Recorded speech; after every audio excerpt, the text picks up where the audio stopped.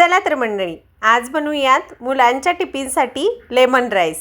त्यासाठी कढईमध्ये एक पळी तेल घालून घेतलं। त्यामध्ये घातले 2 टीस्पून शेंगदाणे। शेंगदाणे चांगले कुरकुरीत भाजले की लगेच घालायची मोहरी। मोहरी छान तडतडली की जिरे घालायचे।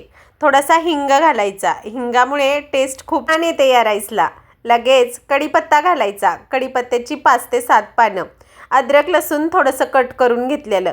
सगळं अगदी व्यवस्थित मस्त परतवून घ्यायचं। वरून घालायची 1 टीस्पून उडदाची डाळ। डाळ ही तेलासोबत कुरकुरीत होईपर्यंत भाजून घ्यायची। मग घालायचं हळद। थोडीशी हळद घातली। हळद ही चांगली मिक्स करून घ्यायची। वरून घालायचा शिजवून घेतलेला राईस। हा राईस तुम्ही रात्रीही शिजवून सकाळी टिफिनसाठी वापरू शकता। फ्रीजला ठेवून द्यायचा। लगेचच राईस घातला की लगोलग परतून घ्यायचा। वरून घालायचं थोडंसं चवीपुरतं मीठ आणि एका लिंबाचा रस। लेमन राईस आहे म्हटल्यानंतर लिंबाचा रस तर हवाच आहे ना। भरपूर सारी कोथिंबीर घालायची। तर मंडळी, या रेसिपीचा लॉंग व्हिडिओ चॅनलवरती उपलब्ध आहे। त्याची लिंक या व्हिडिओ खाली दिलेली आहे। तिथून तुम्ही असा मस्त खमंग लेमन राईस बनवून मुलांना नक्की खाऊ घाला। आहे ना रेसिपी अगदी पौष्टिक आणि चविष्ट।